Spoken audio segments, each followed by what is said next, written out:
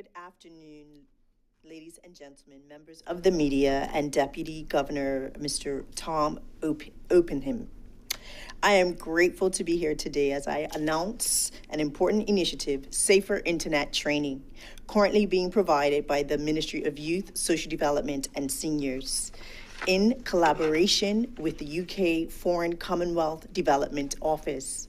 This series of training sessions that are being held this week focuses on how to use the internet more safely and is very much beneficial to our children, our young people, our seniors, and the wider community. Safer internet has become an increasingly pressing issue to address, especially in its current age of modern technology. I believe our education, training, and legal frameworks must keep pace with our growing reliance on the internet to protect Bermuda's most vulnerable population groups. In March of 2023, I was introduced to the work of the UK Safer Internet Centre when attending a side event at the United Nations 68th session of the Commission of the Status of Women. A presentation was made by the CEO of the UK Southwest Grid for Learning organization focused on preventing and addressing technology-facilitated gender-based violence. It was there I was introduced to the work of the UK Safer Internet Centre, and I knew that this information needed to be shared in Bermuda at a wider level.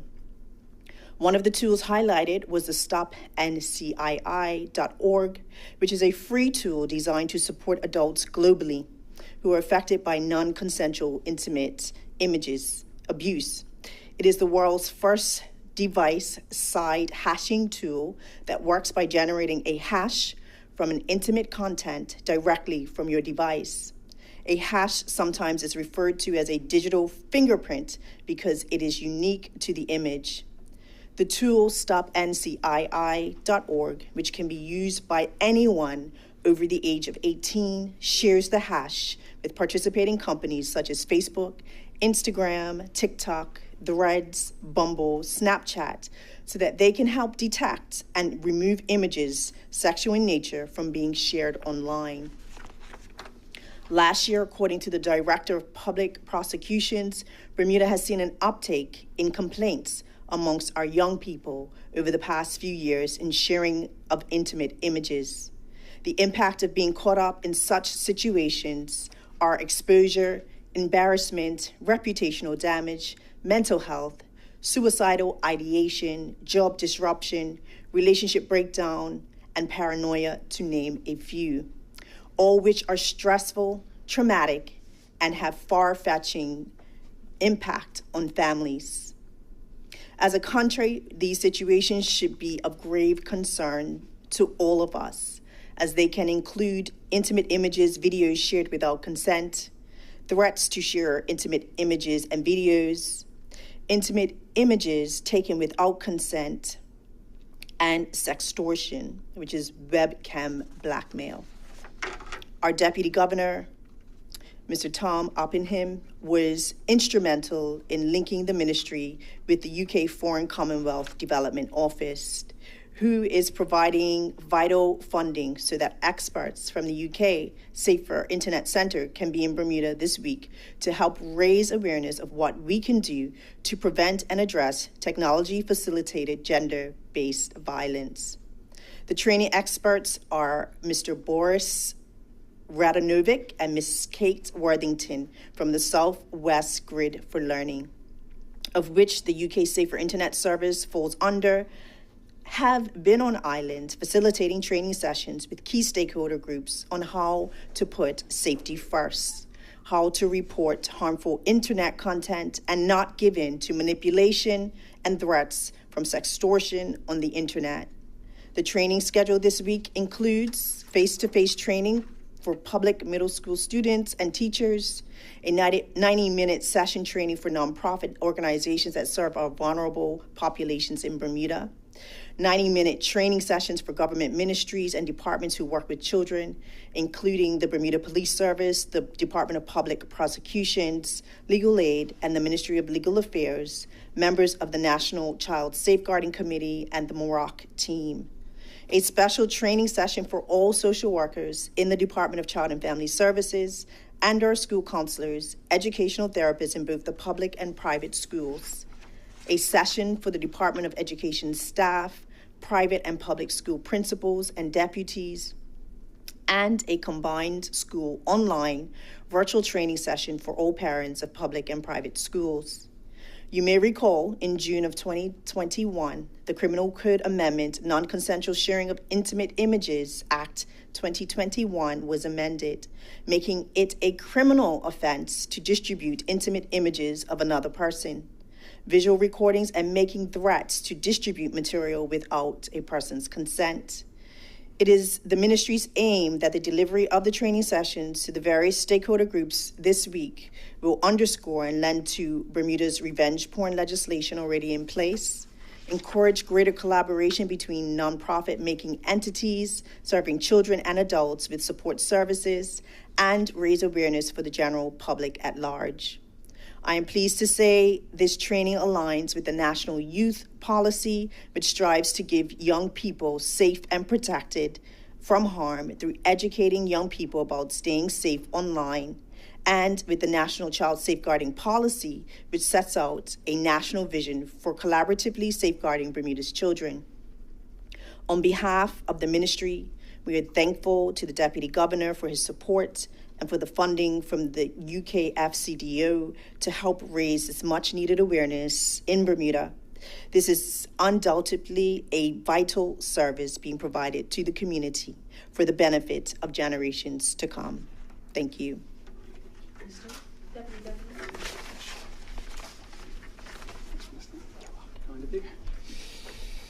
Well, I think Minister Furbert has perhaps unsurprisingly covered the vast majority of the waterfront on this issue. So thank you very much, Minister, and nice to see you all, ladies and gentlemen.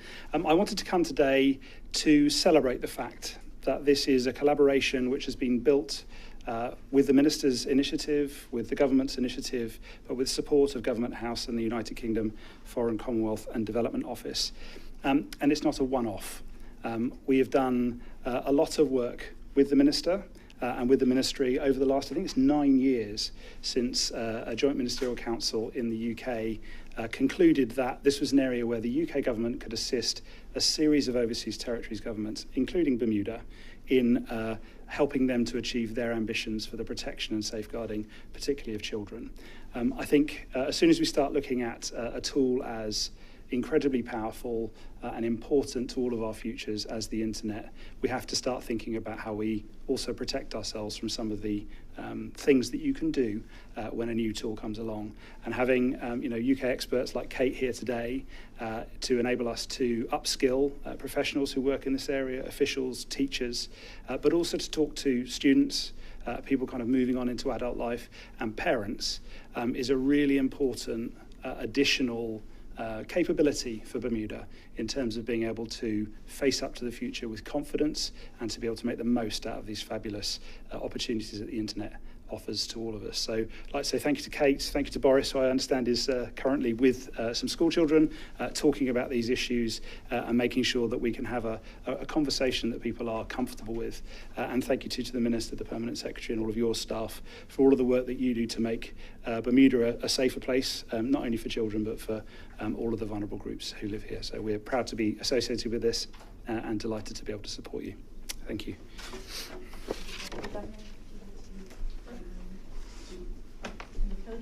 We'll now take questions from members of the media. Yes, good morning.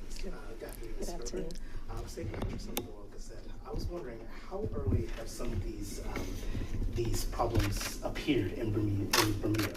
Do you have any idea? Are you talking about a timeline, or as talking about age? Age groups, sorry. Age groups?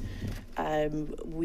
I can't speak to Bermuda specifically, but we did hear during some of the presentations that the earlier a child is exposed to the internet, the more chance and risk that they have of exposure overall. And so we do know that babies have exposure to devices and the internet.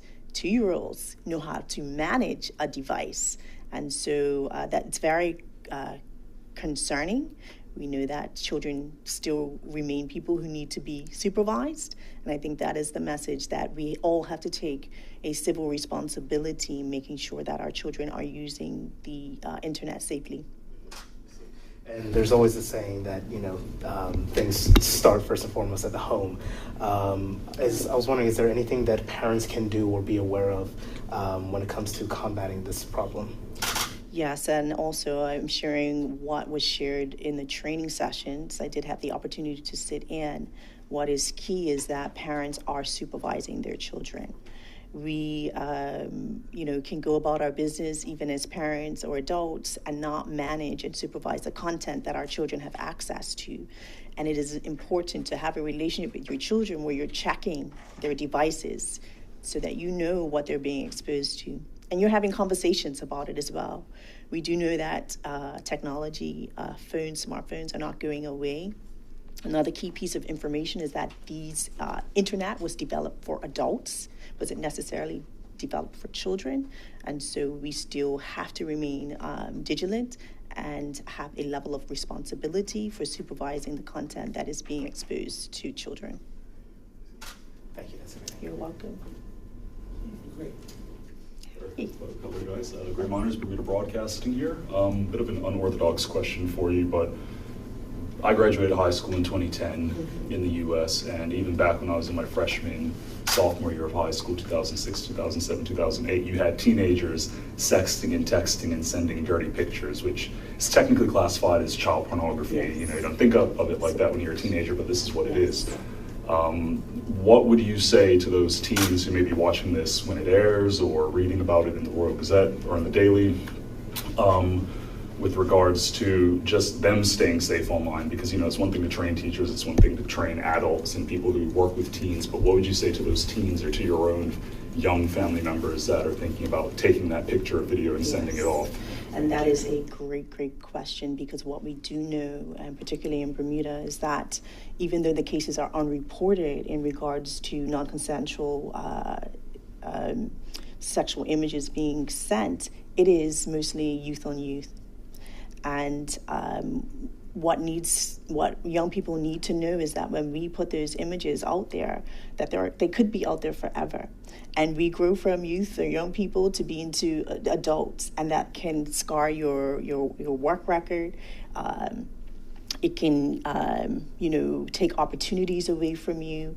And it is key that they know that their bodies are personal, it's private. And that should be the message that should be enforced to our young people, that it's not to be shared with the whole world. Any other questions? Would you like to give some closing remarks, Minister? Yeah, so I have already spoken to my gratitude to the UK Foreign Commonwealth Office and our presenters, Boris and Kate, that have shared a wealth of information, things that we necessarily did not think about. We've even spoken about gaming online and with the violent content that some of our young people are being exposed to, even though the ratings say that you're supposed to be 18 and over to play it. And it's so many things to think about, even our seniors who may be exposed to TikTok and think that the people on TikTok are specifically speaking to them. Or they think that content on Facebook, when somebody says, press 1, 2, 3, amen, and you're going to be a millionaire, Some of these things we have to make sure and understand that they are not reality.